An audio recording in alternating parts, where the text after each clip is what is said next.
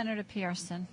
Thank you, Madam Chair. Bill, I have a question. So, would you say that the mayoral academies do have a fiscal impact to communities?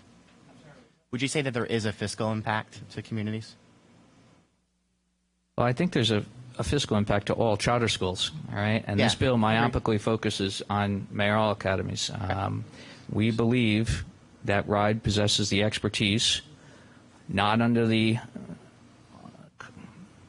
layers of local politics, to make sound decisions to authorize charters and mayoral academies moving forward that recognize and understand statewide implication on things like the charter cap. Right. I don't even know where we're at on the charter cap. I think we might be 21 out of 35 right now. I think I'm in the ballpark. Yeah. And so we think they're the best policy-based, government-based institution to be making decisions. We also think they have a very good track record of listening to local communities. I think you're kind of referencing this local drain, share, contribution, whatever you want to call it, that is very complex, that has been discussed for months down the hall, and I think everyone is trying to find some solutions on that. Massachusetts found a very simple solution to it. They threw money at the problem, and they supported local communities that were recognizing this transition. To Senator Sheehan's point, there's very good examples of benefits beyond cost. Pawtucket is a very good example that's been served by a charter school system. Their population is increasing. Woonsocket has not had charter schools. Their population is draining. Why? These are very similar socioeconomic communities. And so I don't think we can look at one not minor, but one variable and say that's it. We are lifting a lot of important issues here. And but to your point, Senator, it is a very, very complex issue. But I think, again, this conversation should be focused on charters in general and not just mayoral academies. I probably misspoke when I said it, so I want to thank you. Because I know you represent RIMA, which is probably why I asked it that way. So the reason I asked that question, Bill, in talking about the application process and listening to communities, I have the document actually. So Cumberland was the test baby for this, and so when the proposal was being floated in the town of Cumberland, there's a lot of information, a lot of Q&A documents that went out there. And I'll read to you, and this document's from 2008 or early 2009. I'm not quite sure. I have the full thing, but I'll read to you. There's a Q&A, and the Q is, "What does this bill cost?" ? And the answer, nothing. The bill has no fiscal impact and is budget neutral. And so I think that was the information provided to the town of Cumberland at the time, right, when we sort of went into this. And so as we continue to think through it, I agree with you that we can't just go I don't agree with that. I agree with everybody that this is a very complicated issue. It can't be solved with a one piece, and that we do need a reform and take a look at the whole system, which is why in 739 that's the proposal, right? Hey, we got to look at this and figure out how we make it work. Not that it should happen or not happen. We just got to figure out the finances, because you're also right about how Massachusetts fixed it, put money on it, right? But the impact of Cumberland, I don't know if you know it, but the impact of Cumberland, and my school committee chair and superintendent, well, I'm sure will correct me if I'm wrong when they testify. But when I sat in the school committee in 2008-9, we were spending $300,000. Today we spend close to $3 million. In 3 years we'll be expected to spend close to $6 million. And so while I'd love to wait, it's having a massive impact to the tune of millions, over a million a year, to the community. And so we do need that ability to sort of say, all right, hey, what's going on here, and kind of take that moment. So I just think there's a couple parts in there. Yeah. And I think and how that it goes back to the formula and how that can be reopened and how it should be opened. And I think, I'll be the first one to admit that there can be tweaks to the funding formula. I know how hard the chair worked on the funding formula, and I think everybody would agree we're better off with it than without it. Right. And it took a long time to get there.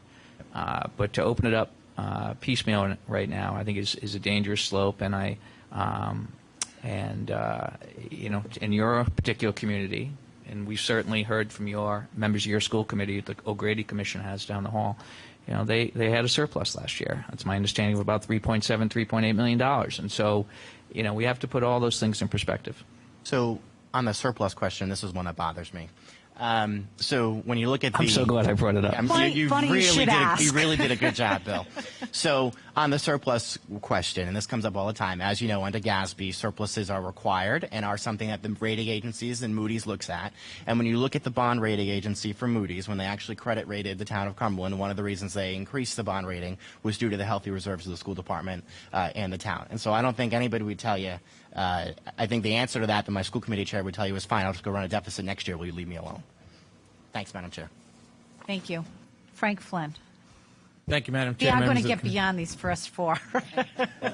And I'll try to be brief because we've covered a lot of territory already. I represent the Rhode Island Federation of Teachers and Health Professionals, and I'm here in support of this legislation. I think in responding to Bill's comment and why mayoral academies are different, in my opinion, is that when this legislation was first passed in 2008, it's been expanded from the original purpose. The charter school movement was supposed to be individual schools, and they've expanded with the authorization of the Rhode Island Department of Ed to create parallel school districts. So they are different than most of the standalone charter districts that are also exist in the state. I mean, they have certain language in there enabling legislation that I'll speak to on one of the other bills that make them different and save them a significant amount of money. All of the districts that we represent are under duress right now. We represent most of the urban districts, West Warwick that we in Woonsocket that we've spoken about earlier today, and any loss of students to charter schools, then we're not questioning the charter schools and the quality of the education they provide or any of those things, but it certainly does have a fiscal impact on all of those districts, because when the students leave any district, it doesn't reduce the costs that they have to provide the education within the district. If you take kids across all of the different grade levels, you're not closing classes, from what I've heard from any superintendent that I've spoken to. Under current law, a mayor can propose a charter, and as they did in West Warwick, and that example came up, there was no elected official from the town of West Warwick that authorized the inclusion of West Warwick in that proposed charter.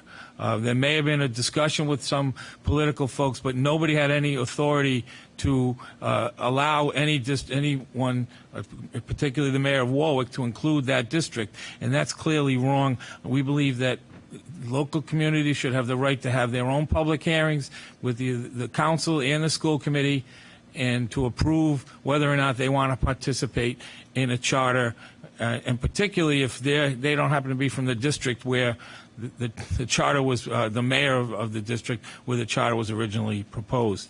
With respect to 739, there are a number of factors that are included in determining a per pupil expenditure that the mayoral academies or other charter schools do not necessarily incur, such as out-of-district special ed costs, non-public school textbooks, career and tech education, annual required pension contributions, preschool screening and programming, out-of-district transportation costs, 18 to 21-year-old special ed programs, and many other things. So when we determine that per pupil expenditure, it's really inherently unfair to have to be obligated to send that amount to follow a kid to a charter school when those charter schools don't necessarily incur those costs. So there has to be a way to look at that formula and do a better job of determining what is the real cost that's being incurred by those schools. Because one of the criticisms that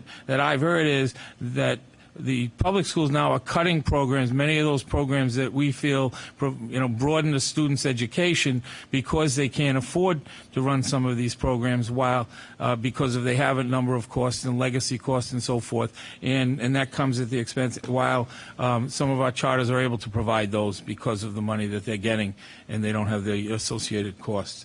And lastly, with respect to the pension, one of those, there are 29 items that the enabling legislation for the mayoral academy includes that they have to adhere to. One of the things that's not in there that this law would do is to include mayoral academy teachers in the pension system. I believe that if if they are a public school and every other public school teacher in the state has to participate in the Rhode Island employee retirement system, then the Mayoral Academy employees should as well. I mean, that may mitigate some of this, discrepancy because it is a cost to the school and the LEA, but I believe that it's important for those teachers to have financial security in their retirement, and this would provide that system. I know there's a lot of discussion about the changes to the pension and what that security looks like.